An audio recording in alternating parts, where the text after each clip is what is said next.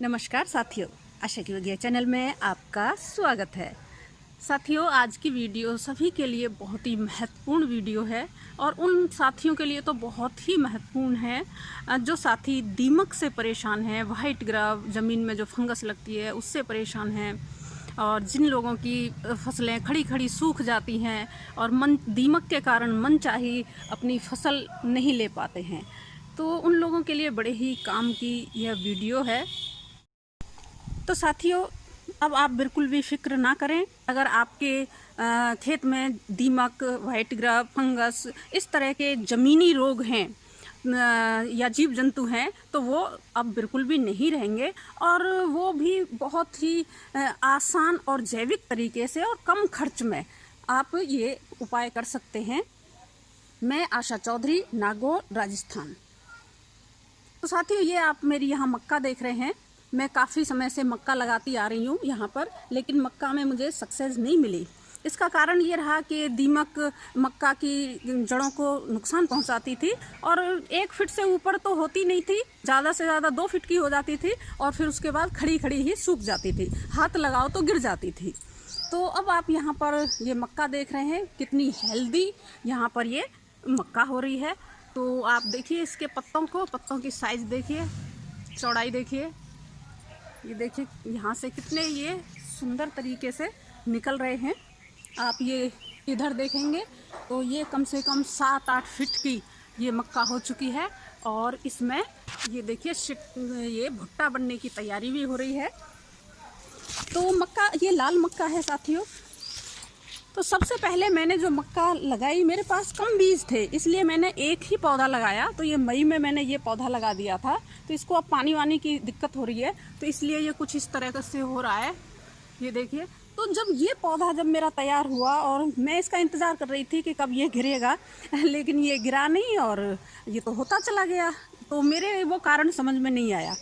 तो इसको होता हुआ देख के फिर मैंने ये 4 पेड़ और लगा दिए, ये आप देख रहे हैं। तो ये भी हो गए। तो इससे प्रेरित होके फिर तो मैंने हर एक खेत में हर एक क्यारी में मैंने ये मक्का लगा दिए और सभी मक्का देखिए बहुत ही अच्छे से। इधर साथियों, ये 2 पौधे आप देख रहे हैं मक्का के और इनका साइज देखिए, ये देखिए कम से कम ये 8-10 फीट की ऊंचाई पर हैं और इनकी हेल्थ देखिए कितनी अच्छी ये हेल्थ है। ये देखिए, इससे पहले मैंने कभी नहीं देखा इतनी अच्छी हेल्थ मक्का की। और ये रेत है साथियों, यहाँ पर ये रेत है। रेत के अंदर साथियों जैविक कार्बन की बहुत कमी रहती है। ये देखिए रेत है ये,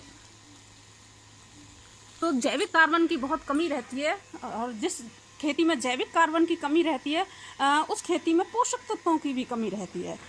तो साथियों, अब हम बात करते हैं कि यह संभव कैसे हुआ कि यहाँ। तो साथियों, ये कमाल है गौ कृपा अमृतम का। हाँ साथियों, आपने बिल्कुल सही सुना, ये गौ कृपा अमृतम का ही कमाल है।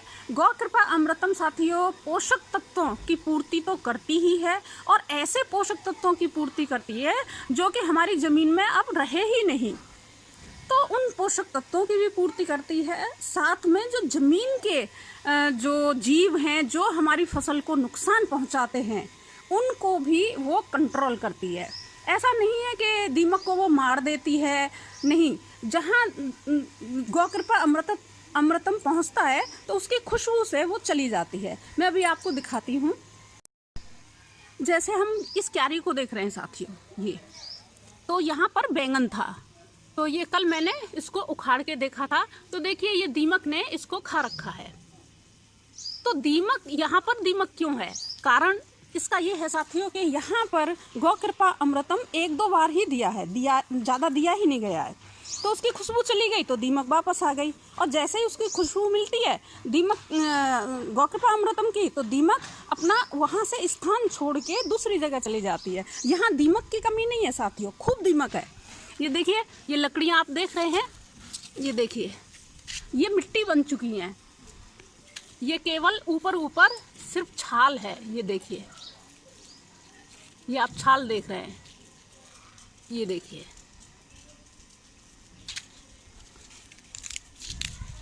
ये देखिए सब दीमक है। यहाँ पर दीमक की कमी नहीं है। लेकिन हमारी फसल को बिल्कुल भी नुकसान नहीं पहुंचता दीमक से जब हम गौ कृपा अमृतम का प्रयोग करते हैं। गौ कृपा अमृतम का दीमक के लिए थोड़ा तेज गौ कृपा अमृतम यानी पुराना वो यूज करना चाहिए और उसमें कंटिन्यूटी होनी चाहिए, लगातार उसका प्रयोग होते रहना चाहिए। ऐसा नहीं है कि हमने आज दे दिया और फिर महीने भर बाद देंगे, नहीं, जब भी पानी की रिक्वायरमेंट होती है तभी दीजिए, यानी 7-8 दिन से आप बराबर लगातार देते रहिए। तो ये दीमक, व्हाइट ग्रब और फंगस उसको ये कंट्रोल करेगा। और निमाटोड पे अभी हमारा प्रयोग चल रहा है तो वो भी देख लीजिए।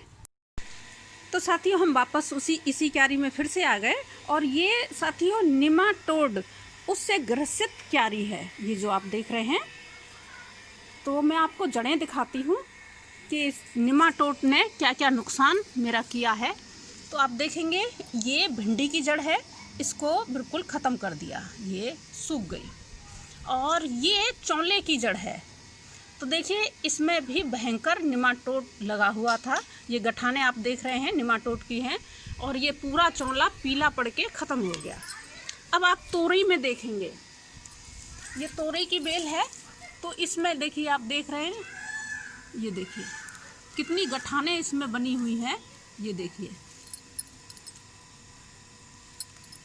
ये गठाने, तो इस ज़मीन पे बहुत ज़्यादा निमाटोड है।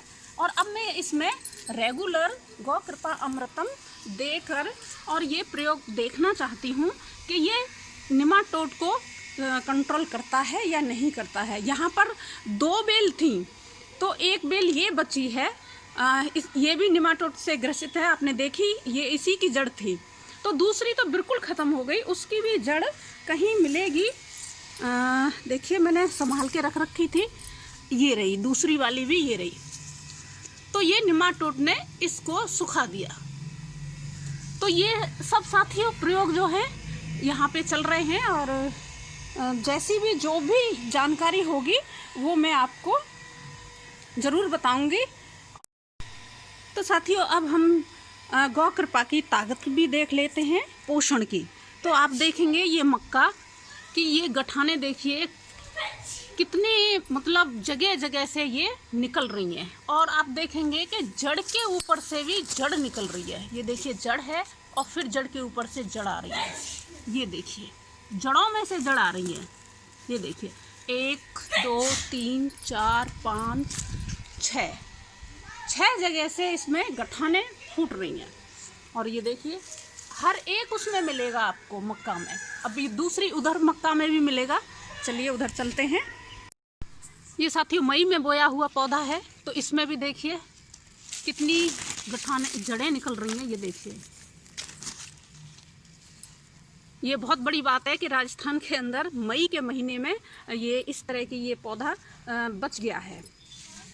ये देखिए इधर इन पौधों में भी देखिए, ये देखिए जड़ों में से जड़ें निकल रही हैं। ये देखिए ऐसे तो साथियों हम दूसरी विधियों से बहुत कुछ परिणाम अच्छे दिखा सकते हैं, लेकिन एक अनउपजाऊ भूमि में और प्राकृतिक तरीके से इस तरह के परिणाम दिखाना साथियों एक बड़ा ही धैर्य का काम है। इसमें काफ़ी धैर्य और शुरुआती दिनों में मेहनत ये भी हमको करनी पड़ती है। तो ये आप गौ कृपा अमृतम और ऋषि खेती के ये परिणाम आप देख रहे हैं, तो बहुत ही ये शानदार है। और गौ कृपा अमृतम पोषण के लिए मामले में बहुत ही बढ़िया चीज़ है। गोपाल सुथारिया जी की जितनी मैं बड़ाई करूं उतनी कम है। उन्होंने बहुत ही अच्छी चीज़ किसानों के लिए निकाली है और ये निःशुल्क मिलता है। आप किसानों से संपर्क करें, अगर आपके पास नहीं है तो आप वहाँ से ले सकते हैं। और एक लिस्ट है जिसमें कहाँ गौ कृपा अमृतम मिलेगा, वो लिस्ट आपको कमेंट बॉक्स में मिल जाएगी, तो आप वहाँ से भी जानकारी करके गौ कृपा अमृतम ले सकते हैं। तो साथियों इसी तरह की नई जानकारी के लिए बने रहिए मेरे साथ और वीडियो को लाइक और शेयर तो कर ही दें। और चैनल पर पहली बार आए हैं तो चैनल सब्सक्राइब कर लें। इसी के साथ नमस्कार, धन्यवाद।